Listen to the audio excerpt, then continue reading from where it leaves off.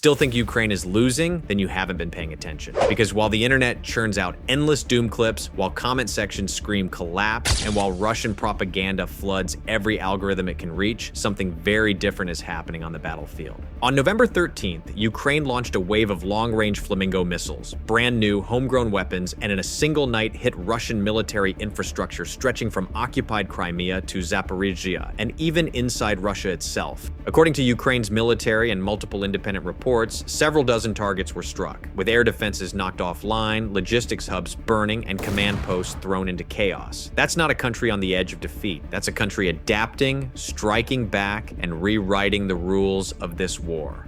The narrative that Ukraine is losing has become almost a reflex online. It's simple, it's dramatic, and frankly, it's what many people want to hear when they've grown tired of a war that has dragged on for years. But wars don't bend to how fatigued the world feels. Reality is far more brutal, far more complex, and far more stubborn. Because on the ground, this isn't a war of sweeping offensives or dramatic breakthroughs. It's a grinding, devastating, attritional monster. A conflict that, in terms of casualties and artillery expenditure, has begun to resemble the cruel mathematics of the First World War more than anything else. Both sides are bleeding, both sides are burning ammunition at industrial levels, and both sides are struggling under the weight of a conflict that refuses to slow down. Western intelligence estimates, including assessments made public by the UK Ministry of Defense and US officials, suggest Russia may have suffered up to or over 1 million casualties, killed and wounded since February 2022. These are not random numbers. They come from satellite imagery analysis, battlefield reporting, demographic tracking, and intercepted communications. Some independent studies argue that Russian fatalities alone are likely in the hundreds of thousands, a scale that analysts say could ultimately surpass Russia's combined combat deaths in all post-World War II conflicts. And yet every time Russia uses sheer manpower to claw forward a few hundred meters, parts of the internet react like Ukraine has collapsed. But territory in this war isn't measured in dramatic front lines. It's measured in blood and artillery shell casings. Russia isn't sweeping the battlefield. It's grinding itself forward at a pace that suggests not a confident advance, but a desperate crawl. This war is not risk. It's not TikTok clips. It's not color-coded arrows on a map. It's a catastrophic industrial struggle where every meter costs something and nothing is ever truly won without enormous sacrifice. Then came November 13th, the night that showed the world a glimpse of Ukraine's next phase. Ukraine launched its new long-range Flamingo missiles, and the effect, based on Ukrainian statements and confirmed satellite imagery, was immediate. This wasn't a test. This wasn't a prototype. This was a coordinated, multi-target strike across occupied territories and into Russian regions used for staging equipment. Ukrainian defense officials reported strikes against critical Russian assets in Crimea, Zaporizhia, and regions deeper inside Russia. Independent OSINT communities published satellite images showing destroyed warehouses, burning fuel depots, and heavily damaged air defense installations. Experts estimate that the Flamingo cruise missile has a range approaching 3,000 kilometers, putting almost the entire depth of Russia's logistics network within theoretical reach. For months, Russia dismissed Ukraine's missile programs as fantasy. For months,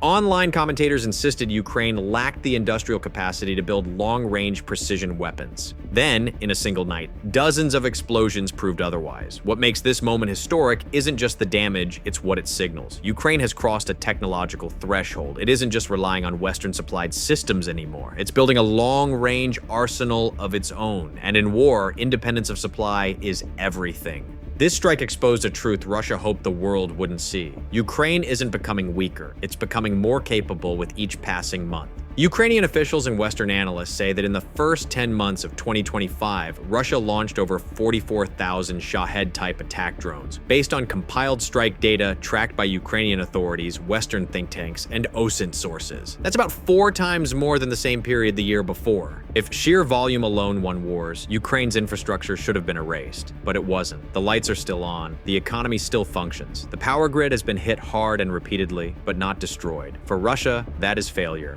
And then there is the front line. Yes, Russia is pushing in multiple directions. Yes, it is gaining ground in specific sectors. But what it isn't gaining is decisive strategic leverage. It isn't collapsing Ukrainian logistics. It isn't forcing mass retreats across the entire front. And it isn't achieving the kinds of breakthroughs that change the political logic of the war.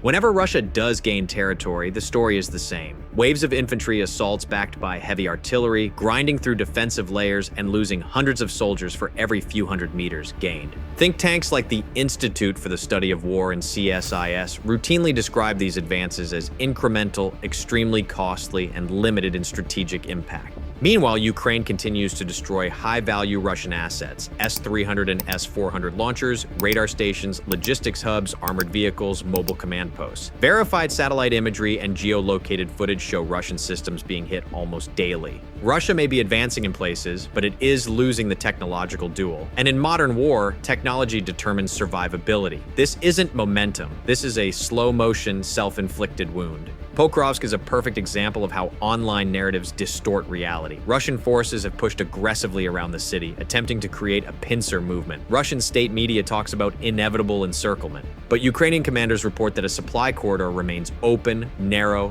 dangerous, but functioning. Western reporting from the ground and satellite mapping confirm that the city is under extreme pressure, but not fully cut off. The battle is brutal and conditions are horrific, but this is not a collapse. Ukraine's commanders learned painful lessons from previous battles like Bakhmut and Avdiivka. Instead of sacrificing thousands of soldiers for symbolic positions, Ukraine is prioritizing flexible defense, withdrawing when positions are unsustainable, trading ground for time and manpower, and striking Russian forces when they overextend.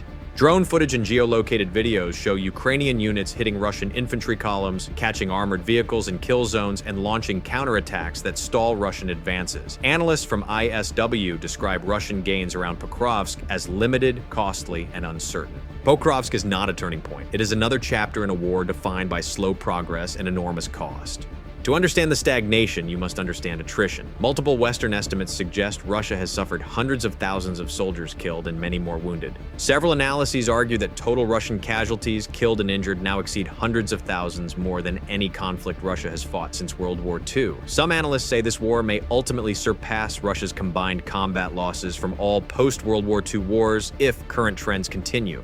Entire Russian brigades have been wiped out and reconstituted multiple times. Elite airborne and marine units have taken extraordinary losses and now rely heavily on mobilized recruits and, in some cases, former prisoners. Ukraine has suffered heavily too. Its population is strained, its economy is battered, its logistics are constantly attacked. But despite all this, Ukraine's ability to adapt is remarkable. Its leadership uses every available tool: drones, electronic warfare, precision artillery, fortifications, to compensate for manpower shortages. Russia relies on mass infantry assaults, mass artillery bombardments, mass mobilization, but mass has limits, and Russia is approaching those limits faster than its propaganda suggests. Attrition doesn't reward the side with more bodies. It rewards the side that preserves its combat capability while degrading the enemies. And so far, Ukraine has been extraordinarily effective at degrading Russia's. Ukraine's rapid technological evolution is one of the most underreported aspects of this war. In 2022, Ukraine's drone forces were improvised, cheap quadcopters, modified commercial drones, and a handful of prototypes. By 2025, according to defense and economic reporting, Ukraine had built one of the largest and most innovative drone industries in Europe. Hundreds of Ukrainian companies now produce everything from small FPV drones to long-range systems with ranges of several hundred kilometers, and in some cases, even more. Business and defense outlets have profiled factories turning out drones at industrial scale, with new designs appearing every few months. But the true revolution came from the sea. Ukrainian naval drones, essentially remote-controlled, explosive-laden boats, changed naval warfare. These unmanned vessels repeatedly hit Russian ships and infrastructure in the Black Sea and Crimea, forcing the Black Sea Fleet to relocate major assets to ports farther from Ukrainian-controlled waters. British and American naval analysts describe this as one of the most significant asymmetric naval upsets in modern history. No matter what happens on land, Ukraine's ingenuity has already reshaped how militaries think about drones, coastal defense, and unconventional warfare. For all the talk about Russian strength, the cracks are impossible to ignore. Russia has been importing vast quantities of artillery shells from North Korea and drones from Iran, a fact confirmed by multiple Western governments and sanctions monitoring groups. This is not the behavior of a self-sufficient war machine. Investigations by independent journalists show Russia's microelectronics supply chain has been hit so hard by sanctions that factories sometimes rely on imported consumer electronics to salvage usable chips. Russian soldiers regularly post videos complaining about shortages of equipment, lack of training, and being sent into high-risk assaults with minimal preparation. Independent Russian journalists report low morale, undisciplined units, and commanders using coercion or threats to push troops into attacks. Even pro-war Russian military bloggers harshly criticize the defense ministry for catastrophic mismanagement and massive casualties. Russia's military is large, but it is not healthy. It is absorbing stress fractures that widen every day. Russia expected Ukraine to collapse in a week. Instead, more than 3 years later, it holds roughly 1/5 of Ukraine's territory, including areas seized before 2022, and much of that territory is now under constant Ukrainian drone and missile strikes. Ukraine, on the other hand, has secured long-term military commitments from the EU, the UK, Germany, France, and others. F-16s and additional air defense systems are being delivered in waves. Ammunition production across Europe and North America has surged compared to pre-war levels. Despite political debates, Western governments have repeatedly renewed support rather than abandoning Ukraine. That isn't a sign of fatigue. It's a sign of strategic patience. Even if Russia captures more small cities or pushes deeper in some sectors, it does not automatically change the long-term picture. Russia is stuck in a conflict that drains its economy, erodes parts of its military, and isolates it internationally.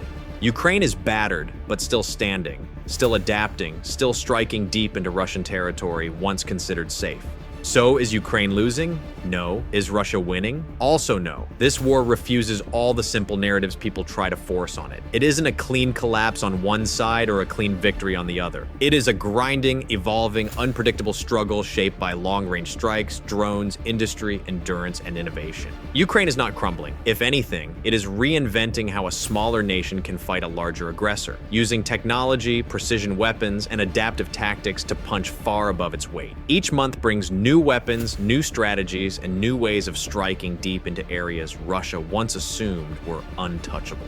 Russia is not winning. Its advances come at staggering cost. Its equipment losses are extreme. Its military machine survives more on momentum than coherence. It moves forward, yes, but through a landscape of attrition, burning through manpower and material at a pace that even its vast reserves struggle to sustain. These aren't the hallmarks of decisive victory. They're the signs of a force grinding itself down. Maps can't show that. Propaganda can't hide it, but the battlefield reveals it clearly. This is a war defined by resilience, adaptation, and cost, not by quick victories or simple conclusions. This war is far from over, and anyone claiming Ukraine has already lost simply hasn't been paying attention.